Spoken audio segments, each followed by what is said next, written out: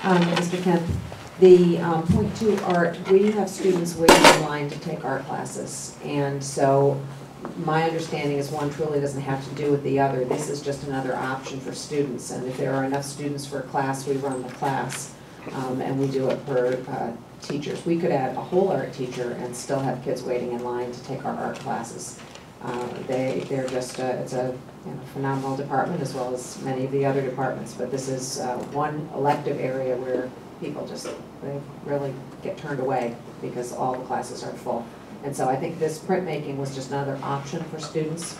And so if a class is full, they would not run something else if they didn't have it, but certainly with the course selection they even have now, they could use another point 2, point 4. They could keep going with art teachers. Usually motions like this where there's an addition of staff that go along with the completion of the course, the motion usually has phraseology in it that has to do with pending budget approval, or final budget resolution, something to that effect. And this budget, this motion doesn't have that. It's a request to do it without any reservations regarding the budget.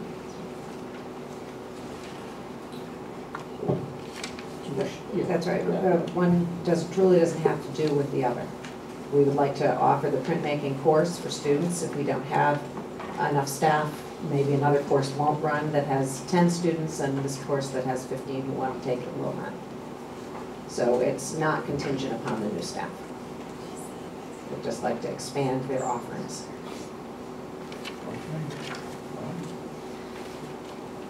Mr. Bhutan? Thank you, Mr. Chairman.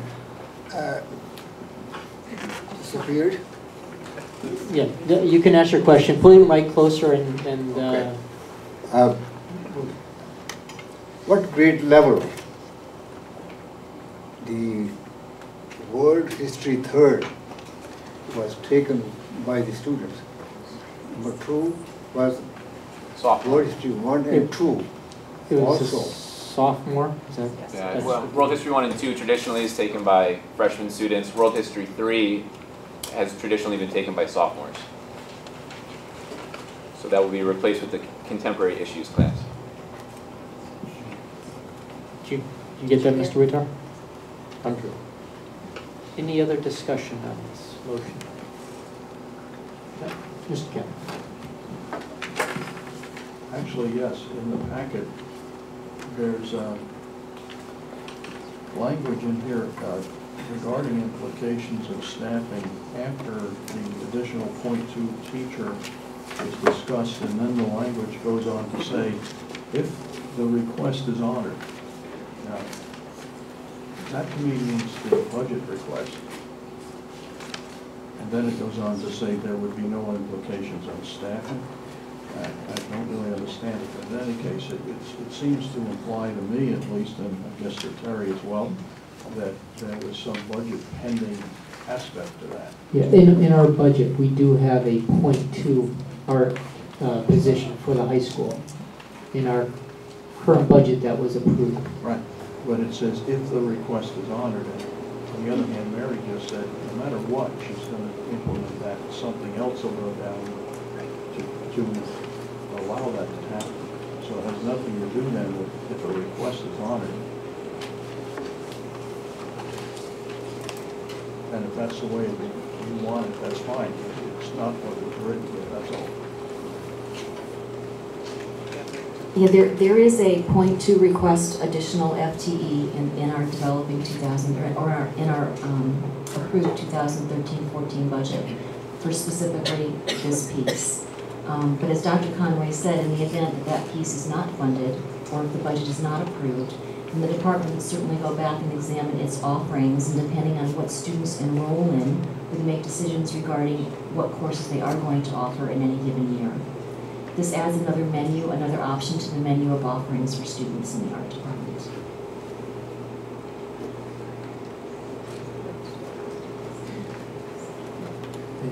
Mr. Kemp, just to clarify, we, at this point, still have actions to take on our budget, based on the mayor's action, and pending any, final changes that could come as a result of town council action.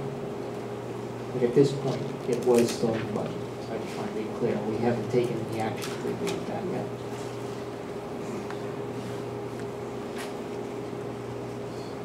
Any further discussion? Seeing that we have a motion on the floor to approve the curriculum request as stated in the motion. I'm going to put that to a vote by a show of hands. All in favor of the motion to approve the curriculum request? And that's unanimous. Okay. Item 5.1.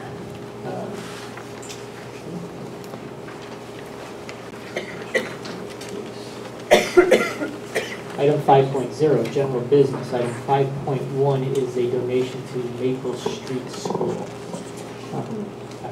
Thank you. I will ask Mr. Gusty to come forward to share a very unique donation that is being offered for students at Maple Street School. That's gets technology connected with reading instruction. Mr. Gusty. Sure, we had an offer from Chris Radio. Chris Radio is an organization that has, for many years, recorded newspapers, magazines, various publications for the blind to listen over Chris Radio. And a newer initiative of that organization is Chris Kids Radio, where they're recording content that's appropriate for elementary grade students, middle school students. We know from years of reading research and language development research that students' oral language comprehension far exceeds their comprehension of words that they see on a page for an average student until they're about 12 years old. So students acquire new words much more quickly through what they hear than what they see on the page. So when students are hearing idiomatic English, English that presents new words to them that they're unfamiliar with, they acquire those words more quickly, more readily, more easily through oral language, which is why it's important that we have accountable talk, these types of strategies built into instruction at the elementary level. But it's easier for teachers to address all students' needs if there are more resources available to them. So we have learning, listening centers in many of our classrooms, and teachers are struggling to find content. This is a donation from Chris Radio, Chris Kids Radio. I think their intention is that we'll be impressed with the resource that they're offering and then possibly purchase the service down the line. But right now, we're just kind of piloting, or we'd like to, for the board's approval, pilot the use of this resource. And we're bringing it before the board because they're offering 5 MP3 players that is kind of up to the discretion of the teachers and how they're going to use those. So they can send them home with students. You can download content on there for the students to listen to, or they can keep them in the classroom. So I think it's a great opportunity to try out a new resource, see how it goes. The reading teachers are familiar with the resource and how they have some plans for how they can use that here at Maple Street. Okay. There is a proposed motion.